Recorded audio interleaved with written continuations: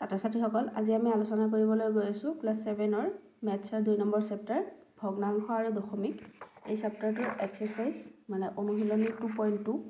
যোৱা ক্লাছত আমি আলোচনা কৰিছিলোঁ 2.2ৰ কোৱেশ্চন নম্বৰ 2 লৈকে কোৱেশ্চন নম্বৰ 2ৰ A B C আছিলে আমি গোটেইখিনি কমপ্লিট কৰিছিলোঁ আজি আমি আলোচনা কৰিম 3 নম্বৰ প্ৰশ্নৰ পৰা চোৱা 1 নম্বৰ দিছে 3/4 ৰ 8/5 ক 2 3/4 এৰে হৰণ কৰা Answer to sir 3/4 or 8/5 yak 2 3/4 এৰে হৰণ কৰিব লগা হলে 2 3/4 এৰে হৰণ কৰিছো এতিয়া সোয়া ইয়াত ৰ আছে ৰ মানে অফ থাকিলে আমি ইয়াত মাল্টিপ্লাই দিব লাগে গতিকে কি হ'ব 3/4 এই ৰৰ জাগাত হৈ যাব পূৰণ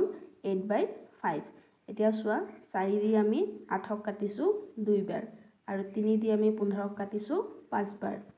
কি হল 2/5 divided by 11/4 ইয়াত কি থাকিল 2/5 থাকিল আৰু ডিভাইডেড বাই 2 4 গুণ 8 8 3 11 11/4 নেক্সট যদি যোৱা ক্লাছৰ ভিডিওটো কৰিছিলা বা যদি তোমালোকে হৰণ অংকবোৰ শিকিছা তেতিয়া হলে নিশ্চয় জানা চাগে যে 2/5 এটো লিখিমেই আৰু ইয়াত হৰণ যেটো আছে হৰণৰ জায়গাত আমি কি কৰিম পূৰণ লিখিম কিন্তু এই ভগ্নাংশটো কি হৈ যাব প্ৰতিক্ৰম হৈ যাব গতিকে 2/5 * 4/11 এতিয়া সোয়া কোনো ফালে কোনো হৰণ নাই কটাকটি নাই গতিকে আমি কি কৰিলো 2 * 4 divided by 5 * 11 equal 8/15 2 নম্বৰটো সোয়া 1 2 নম্বৰ প্ৰশ্নটো দিছে 6/11 ৰ প্ৰতিক্ৰমেৰে 113/22 হৰণ কৰা এতিয়া 6/11 ৰ প্ৰতিক্ৰমেৰে হয়নে তো 6/11 ৰ প্ৰতিক্ৰম কিমান কি হ'ব 11/6 হ'ব 6/11 6/11 ৰ যেহেতু প্ৰতিক্ৰমেৰে বুলি কৈছে গতিকে তাৰ প্ৰতিক্ৰম আমি কি লিখিম 11/6 লিখিম সোয়া 113/22 divided by 11/6 তো ইয়াত এটো আছে কি মিশ্ৰ ভগ্নাংশ ইয়াক আমি অপ্ৰকৃত বনালো কি হ'ব 1 * 22 + 13 divided by 22 divided by 11/6 22 + 13/22 * 11/6 to সোয়া ইয়াত মাল্টিপ্লাই ডিভাইড আছে হয়নে ডিভাইডৰ জায়গাত আমি মাল্টিপ্লাই লিখিলো আৰু এফালে কি হৈ গল প্ৰতিক্ৰম হৈ গল নেক্সট সোয়া 22 আৰু 13 এ প্লাস কৰিলে হৈছে 35 divided by 22 into 6/11 এতিয়া ইয়াক আমি 2 এৰে কাটিছো 2 3 গুণ 6 2 দি 11 ত গলে 22 ত গলে 11 বাৰ 2 11 গুণ 22 ওপৰত থাকিল 35 * 3 তলত থাকিল 11 * 11 35 * 3 হয় 105 আৰু 11 * 11 হয় 121 গতিকে ইয়াৰ উত্তৰটো হ'ব এইটো 3 নম্বৰটো সোয়া কি দিছে 1/3 আৰু 2/5 ৰ পূৰণফলক এই দুটাৰ পূৰণফলক 3/7 আৰু 2/5 ৰ পূৰণফলেৰে হৰণ কৰা এই দুটাৰ পূৰণফলেৰে হৰণ কৰিব লাগে সোয়া প্ৰথম আমি কি কৰিলো 1/3 * 2/5 এই দুটাৰ পূৰণফলক আমি কি কৰিব লাগে ডিভাইড কৰিব লাগে 3/7 * 2/5 ৰ পূৰণফলেৰে হয়নে গতিকে এটো আমি হৰণ কৰিলো এতিয়া সোয়া কি হ'ব ইয়াত কি আছে 1 আৰু 2 1 * 2 3 * 5 divided by 3 * 2 7 * 5 এতিয়া 1 * 2 কিমান হল 2 2/15 divided by 2 3 গুণ 6 7 5 গুণে 35 এতিয়া 2/15 ডিভাইডৰ জায়গাত আহিছে মাল্টিপ্লিকেশন এই যেটো ভগ্নাংশ আছে এটো কি হৈ গৈছে প্ৰতিক্ৰম লিখিম তো কি হ'ব 35/6 5 দি কাটিছো সোয়া 5 দি 35 ত 15 ত 3 বাৰ 5 3 গুণ 15 আৰু 5 দি 35 ত 7 বাৰ আৰু 2 দি কাটিলে 2 দি 6 ত 3 বাৰ গতিকে এতিয়া ওপৰত সোয়া আমাৰ কি আছে লবত অকল 7 আছে গতিকে 7 তো লিখিলো আৰু হৰত আমাৰ কি আছে 3 আৰু 3 পূৰণ হৈ আছে গতিকে 3 * 3 কি পালো 7/3 3 গুণ 9 ইয়াৰ উত্তৰটো হ'ব এইটো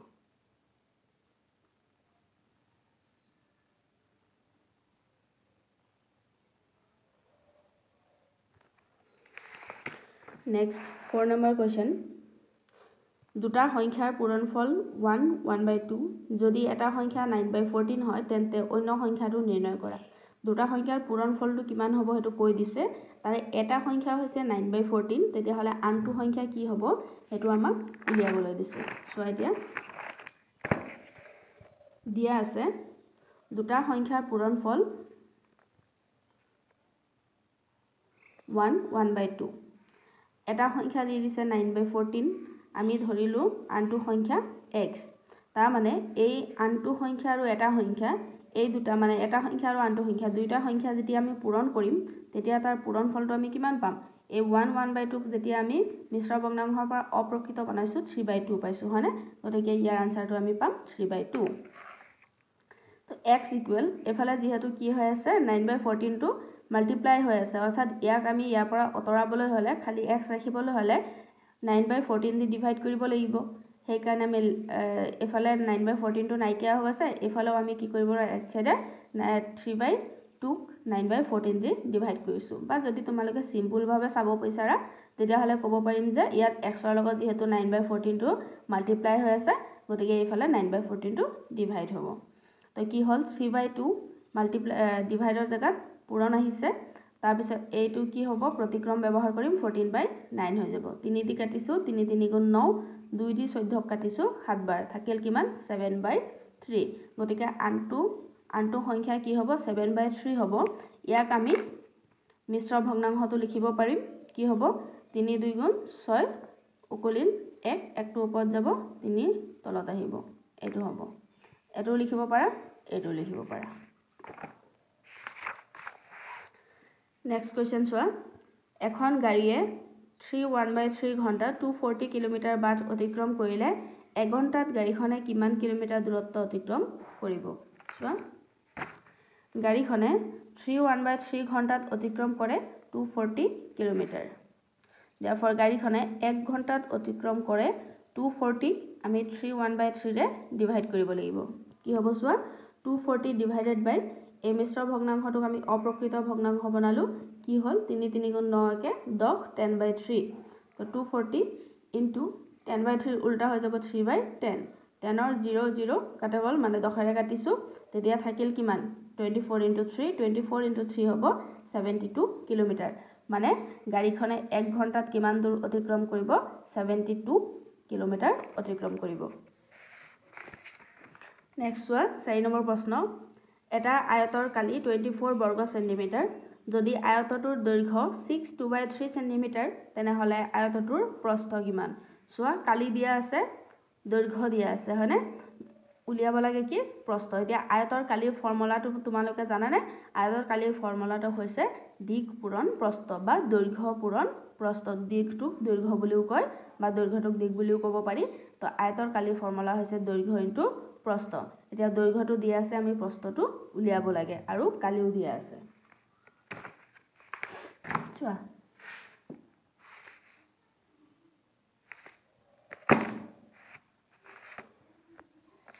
দিয়া আছে আয়তৰ কালি 24 সেন্টিমিটাৰ স্কয়াৰ বৰ্গ সেন্টিমিটাৰ আমাক কৈছিলে বৰ্গ সেন্টিমিটাৰ বৰ্গ মানে স্কয়াৰ ইয়াক আমি এনেকৈ লিখিব পাৰো সেন্টিমিটাৰ স্কয়াৰ আয়তৰ দৈৰ্ঘ্য দিছে 6 2/3 সেন্টিমিটাৰ ইয়াক যদি আমি অপ্ৰকৃত কৰিম 6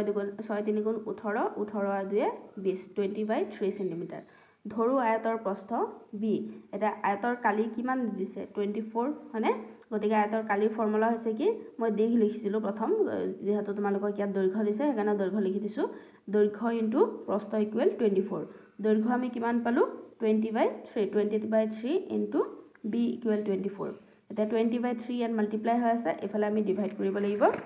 চোৱা b ইকুৱেল কি হ'ব 24 ডিভাইডেড বাই 23/3 এটা 24 ডিভাইডৰ জায়গাত মাল্টিপ্লাই আহিছে গতিকে এই ভগ্নাংশটো কি হৈ গৈছে প্ৰতিক্ৰম হৈ গৈছে 3/20 যদি আমি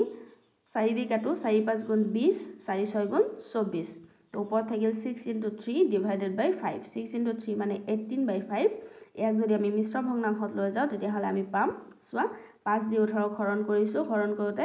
ভাগফলটো আমি কিমান পালো 3 হয়নে এই 3 টো ইয়াত বহিছে আৰু এই বাকিটো এইখিনিত বহিছে 3 3/5 গতিকে আয়তৰ প্ৰস্থ কিমান হ'ব 3 3/5 সেন্টিমিটাৰ নেক্সট ওয়ান এডাল 12 1/2 মিটাৰ দীঘল ৰঙিন ফিটা 10টা সমান অংশত টুকুৰা কৰা হ'ল প্ৰতিটো টুকুৰাৰ দৈৰ্ঘ্য কিমান ইয়াত দি দিছে যে এই ফিটাডালৰ মুঠ দৈৰ্ঘ্য কিমান 12 1/2 মিটাৰ হয়নে আৰু ইয়াক কেই ভাগত ভাগ কৰিছে 10টা ভাগত ভাগ কৰিছে তেতিয়া হলে প্ৰতিটো ভাগত কিমানকে থাকিব চোৱা দিয়া আছে ফিটাৰ দৈৰ্ঘ্য 12 মিটাৰ ইয়াক যদি আমি অপ্ৰকৃত কৰো তেতিয়া হলে কি হ'ব 12 দুগুণ 24 আৰু একে 25 25/2 মিটাৰ ফিটাডাল যেহেতু ফিটাডাল 10টা টুকুৰা কৰিছে হয়নে গতিকে প্ৰতিটো টুকুৰাৰ দৈৰ্ঘ্য কিমান হ'ব এইখিনিক আমি 10 ৰে ডিভাইড কৰিম অৰ্থাৎ 25/2 ডিভাইডেড বাই 10 25/2 আৰু ডিভাইডৰ জাগাত মাল্টিপ্লাই ইয়াৰ প্ৰতিক্ৰম 1/10 5 ৰে কাটিলে 10 দুইবাৰ 5 দি পাছত 5 5 গুণে 25 হলে তো ওপৰত থাকিল 5 * 1 তলত থাকিল 2 * 2 তো কি হ'ব সোৱা 5 * 1 divided by 2 * 2 5/4 5/4 ক যেতিয়া আমি মিশ্ৰ ভগ্নাংশ বনাম তেতিয়া হলে কিমান পাম 1 হয়নে কাৰণ 5 ক যেতিয়া আমি 4 ৰে ডিভাইড কৰিলো কিমান পালো 4 * 4 এই 1 টো ইয়াত আহিলে বাকিটো ইয়াত আহিলে তো কিমান পালো 1 1/4 মিটাৰ এটো কৰাত কিমান থাকিব 1 1/4 মিটাৰ থাকিব নেক্সট ওয়ান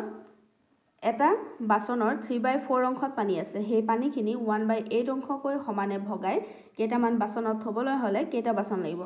ধৰি লোৱা মানে এনেকুৱা মই তোমাক এটা বালতি দিছো এটা বালতিৰ 4/3 অংশত পানী আছে হয়নে সেই বালতিৰ পানীখিনি মই কৈছো যে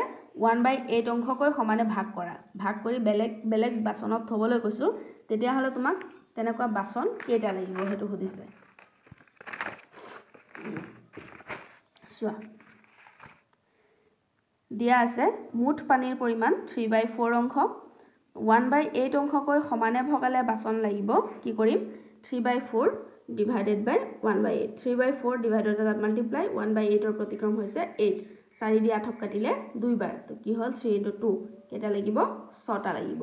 মানে 3/4 অংশ পানী যে আছে ইয়াক যদি 1/8 অংশকে ভগাবলৈ যাও সমানে ভগাবলৈ যাও তেতিয়া হলে সেই পানীখিনি আমি কেইটা পাত্ৰত থব লাগিব 6টা পাত্ৰত থব লাগিব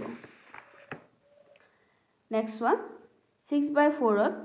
1/2 কেটা আছে চিত্ৰৰ সহায়ত ব্যাখ্যা কৰা 6/4 ত এতিয়া 1/2 কেটা আছে আমি চাম চোৱা 6/4 হয়নে 6/4 ত কেটা কি থাকিব লাগে 1/2 গতিকে 6/4 ডিভাইডেড বাই 1/2 তো কি হল 6/4 ইনটু 1/2 প্ৰতিক্ৰম হৈছে 2 2 দি 4 দুইবাৰ এই 2 ৰে 6 কাটিছো তিনিবাৰ গতিকে কিমান পালো 3 তাৰ মানে 6/4 ত হাফ কেটা আছে 3টা 6/4 ত 3টা হাফ আছে 1/2 আছে আৰু ইয়াৰ ডায়াগ্ৰামটো হ'ব হাফ যেহেতু 3টা আছে হয়নে আৰু আমি ইয়াক যোগ কৰিও লিখিব পাৰো গতিকে half plus half plus half next one এখন উৰাজাহাজে 1/5 ঘণ্টাত 200 কিলোমিটাৰ দূৰত্ব গলে 5 ঘণ্টাত উৰাজাহাজখনে কিমান দূৰত্ব যাব 1/5 ঘণ্টাত যায় 200 কিলোমিটাৰ তেতিয়া হলে 5 ঘণ্টাত কিমান যাব চোৱা উৰাজাহাজখনে 1/5 ঘণ্টাত যায় 200 কিলোমিটাৰ therefore উৰাজাহাজখনে 1 ঘণ্টাত যায় কি হ'ব 200 ডিভাইডেড বাই 1/5 কিলোমিটাৰ তাৰ মানে 200 ডিভাইডৰ জাগাত মাল্টিপ্লাই 1/5 ৰ প্ৰতিক্ৰম হৈছে 5 কিমান হৈছে 1000 কিলোমিটাৰ 1/5 ঘণ্টাত যদি যায় 200 কিলোমিটাৰ তেতিয়া হলে 1 ঘণ্টাত মানে 1 ঘণ্টাত যাব কিমান কিলোমিটাৰ 1000 কিলোমিটাৰ therefore উৰাজাহাজখনে 5 ঘণ্টাত যায় কি হ'ব 1000 * 5 kilometre equal 5000 kilometre next question চোৱা এজন লৰাই 1/4 ঘণ্টাত 1/8 কিলোমিটাৰ পথ সাইকেল চলাই অতিক্ৰম কৰিব পাৰে যদি লৰাজনে একে গতিত সাইকেলখন চলাই যায় তেনে হলে 1 ঘণ্টাত তেওঁ কিমান দূৰ অতিক্ৰম কৰিব চোৱা ইয়াত স্পিডটো চেঞ্জ হোৱা নাই একে স্পিডত গৈ আছে বুলি কৈছে চোৱা লৰাজনে 1/4 ঘণ্টাত অতিক্ৰম কৰে 1/8 কিলোমিটাৰ হয়নে therefore লৰাজনে 1 ঘণ্টাত অতিক্ৰম কৰিব 1/8 ডিভাইডেড বাই এই সময়টো কি আছিল 1/4 তো 1/8 ক 5 * 8 * 40 একে 41 41/8 divided by 4 * 4 একে 5 5/4 তো কি হল 41/8 ডিভাইডৰ জাগাত মাল্টিপ্লাই আৰু এটোৰ প্ৰতিক্ৰম হৈছে 4/5 4 দি কাটিছো 8 দুইবাৰ তো 41 আৰু 2 5 গুণে 10 যদি 10 ৰে আমি 40 ক কাটো 4 10 গুণ 40 পালো থাকিব 1 ওপৰত 10 তলত গতিকে মিশ্ৰ ভগ্নাংশ যেতিয়া আমি প্ৰকাশ কৰিম ইয়াৰ আনসাৰটো কি হ'ব 4 1/10 কিলোমিটাৰ নেক্সট ওয়ান প্ৰশ্নটোৰ 4টাকৈ উত্তৰ দিয়া আছে শুদ্ধ উত্তৰটো বাছনি কৰা এতিয়া শুদ্ধ উত্তৰটো বাছনি কৰিবলৈ আমি চাব লাগিব কি যদি a + b = 1 a - b = 2/3 হয় এতিয়া চোৱা ইয়াত a ৰ ভ্যালু b ৰ ভ্যালু a b গোটেইকেইটাৰ ভ্যালু দিয়া আছে হয়নে এতিয়া a আৰু b আমি পুট কৰিম প্ৰথম আমাক কি দিছে a + b = 1 হয়নে a আৰু b ৰ ভ্যালু পুট কৰি আমি চাম 1 হয় নে নহয় তেনেকে তাৰ পিছত a - b কৰি চাম 2/3 হয় নে নহয় যেটো প্ৰশ্নত মানে যেটো অপচনত আমাৰ হেতু উত্তৰটো মিলি যাব যে প্লাস কৰিলে 1 হৈছে মাইনাস কৰিলে 2/3 হৈছে হেতুই হ'ব আমাৰ শুদ্ধ উত্তৰ চোৱা এক নম্বৰত দিছে a হৈছে 5/6 b হৈছে 3/2 হল তো a + b কি হ'ব 5/6 + 3/2 5 + 3/6 5 + 3 মানে 8/6 8/6 হৈছে 1 1/2 হয় না কিন্তু ইয়াত আমাক কি দিছে কোৱেশ্চনত দি দিছে 1 গতিকে এটো নহব দুই নম্বৰত দিছে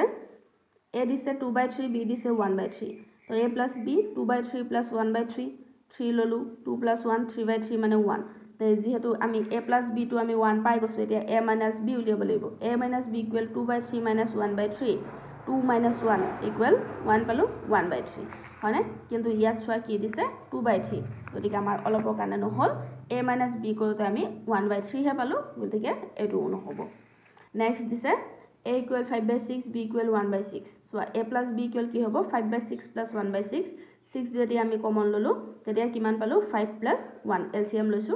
এতিয়া 5 + 1 হল 6 6/6 6/6 মানে 1 ইয়াত আমি 1 পাই গলো এতিয়া আমি কি কৰিম a - b উলিয়াম a - b = 5/6 - 1/6 তো 6 এলসিএম আহিলে 5 - 1 5 - 1 5 - 1 মানে 4 4/6 2 দি যেতিয়া আমি কাটিলো তেতিয়া 2 2 গুণ 4 2 3 গুণ 6 ইয়াৰ আনসাৰটো পালো 2/3 এতিয়া চোৱা যোগ কৰোতেও 1 পাইছো বিয়োগ কৰোতেও 2/3 পাইছো হয়নে যোগ কৰোতে 1 বিয়োগ কৰোতে 2/3 গতিকে আমাৰ এই উত্তৰটো শুদ্ধ হ'ব এটো কেই নম্বৰ আছিল 3 নম্বৰ এটো শুদ্ধ হ'ব এতিয়া আমি 4 নম্বৰটো চেক কৰি চাও কি জানি 4 নম্বৰটো হৈ যাব পাৰে ন ইয়াত কোৱা নাই যে যিকোনো এটাহে হ'ব 4 নম্বৰ চোৱা a হৈছে 3/5 b হৈছে 1/5 হয়নে চোৱা a 3/5 b 1/5 a + b 3/5 + 1/5 3 + 1 5 হয়নে 3 + 1 মানে 4 4/5 4/5 টো 1 নহয় গতিকে এটো নহব গতিকে এই 10 নম্বৰ প্ৰশ্নৰ আমাৰ শুদ্ধ উত্তৰটো হৈছে অপচন 3 a = 5/6 b = 1/6 যদি তোমালোকে ভিডিওটো ভাল পাইছা লাইক কৰিবা কমেন্ট কৰিবা আৰু সাবস্ক্ৰাইব কৰিবা আৰু আমি নেক্সট ক্লাছত আলোচনা কৰিম এতিয়া আমি ডেসিমেল পাম যে ডেসিমেল 2.3 এটো নেক্সট ক্লাছত আমি 2.3 আলোচনা কৰিম ইয়াত কি হৈছে ডেসিমেল আহিছে হয়নে নেক্সট ক্লাছত আমি ডেসিমেল আলোচনা কৰিম থ্যাংক ইউ